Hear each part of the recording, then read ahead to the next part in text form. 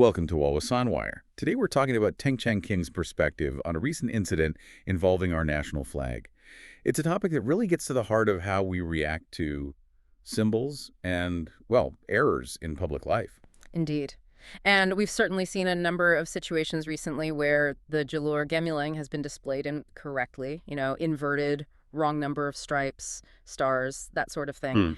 And the public reaction, particularly from certain political figures, has been quite intense at times. Right. Teng Chang Khim's recent comments, though, they offer a unique lens, I think, to view these events. It's not just another voice in the noise. Exactly. What's fascinating here, for me at least, is how he frames his observations. He seems to be connecting these, well, seemingly isolated incidents to a broader pattern of political response. That's right. He's looking at the reaction as much as the mistake itself. So Teng Chang Khim, Yeah. he's openly expressed his weariness with these recurring issues. Yeah, weariness is a good word. He's made it quite clear he's simply tired of discussing these basic errors.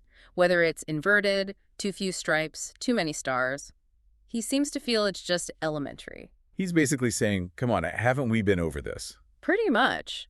And his frustration appears to stem from just the sheer repetition of these mistakes. But what really stands out in his statement is his reaction to the latest incident. The one in Parliament. Exactly. A national flag being sold at the Parliament's own souvenir shop.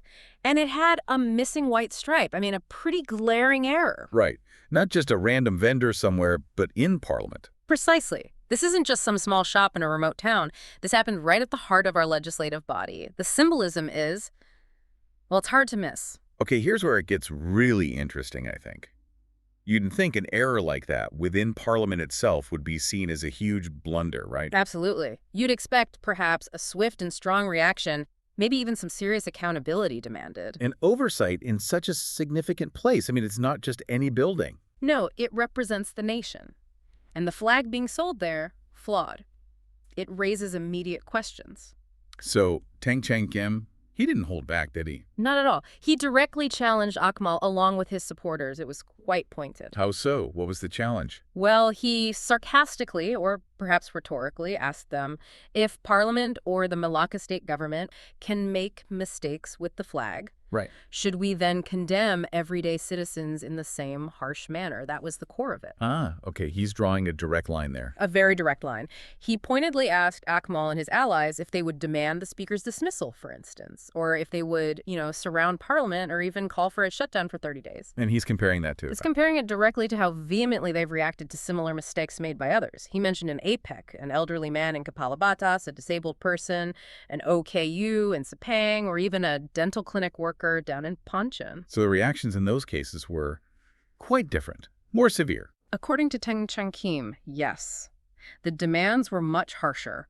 The public condemnation more intense. That's the contrast he's highlighting.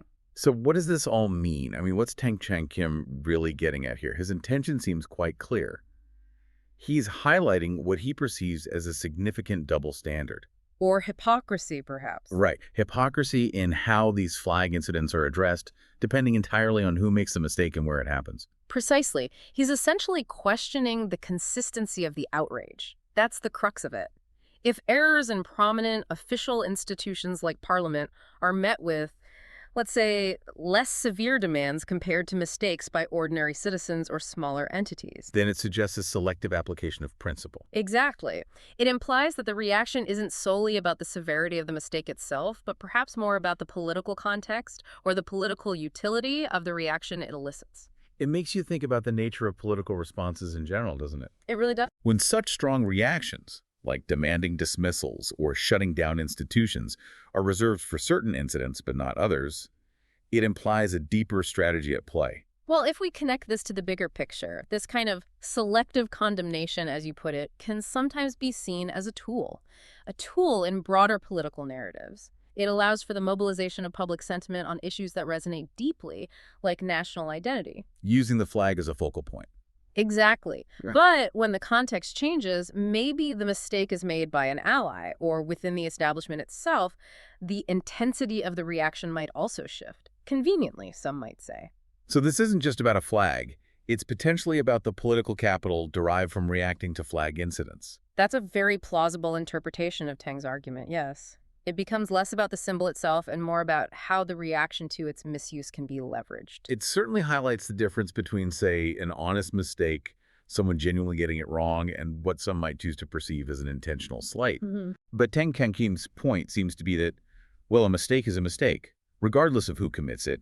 The objective fact remains the same. Precisely. He seems to be arguing that the principle should be applied consistently.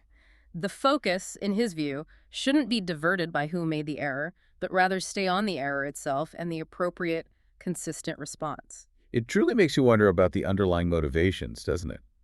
Is it genuinely about upholding the sanctity of the national symbol, ensuring it's treated with respect everywhere, by everyone?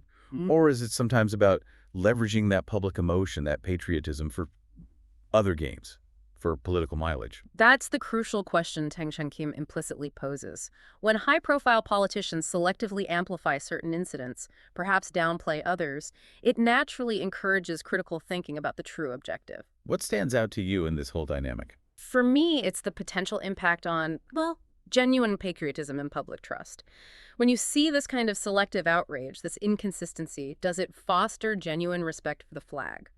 Or does it risk creating a culture of, let's call it, performative outrage? Where the act of being seen to be outraged is more important than the principle itself. Exactly. And that can be corrosive. It can erode trust, and it can turn powerful unifying symbols like the flag into partisan tools, which arguably undermines their very purpose. It suggests a focus on the theater of politics rather than the substance. Potentially, yes.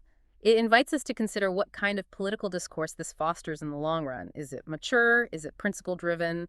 Or is it more about opportunistic point scoring? So Teng's comments on the Parliament flag incident, and especially challenge to Akmal, they really do pull back the curtain a bit on these dynamics, don't they? They absolutely do. It's a reminder, I think, for all of us to look beyond the surface noise of an incident and to question the consistency of the responses we see, especially from political figures. It really forces us to consider the intentions behind certain statements and actions. Why is this particular incident being highlighted so strongly while maybe another similar one wasn't? It's a call for a more consistent, perhaps less selective approach to upholding our national symbols. And maybe, as you said, a call for a more mature political discourse overall. Less about the immediate reaction, more about the underlying principles. One would hope so. It challenges everyone involved, politicians and the public, to think about whether the reaction fits the mistake consistently. Absolutely. The conversation around our national flag, the Jalur Gemilang, and how we react when it's displayed incorrectly. It's clearly far more complex than it might appear at first glance. It taps into politics, identity, and strategy. Makes you wonder, if the outrage is truly just about the flag's sanctity, why does it seem to flare up more intensely in some cases than others? That's the lingering question, isn't it? Remember to like and subscribe for more videos like this.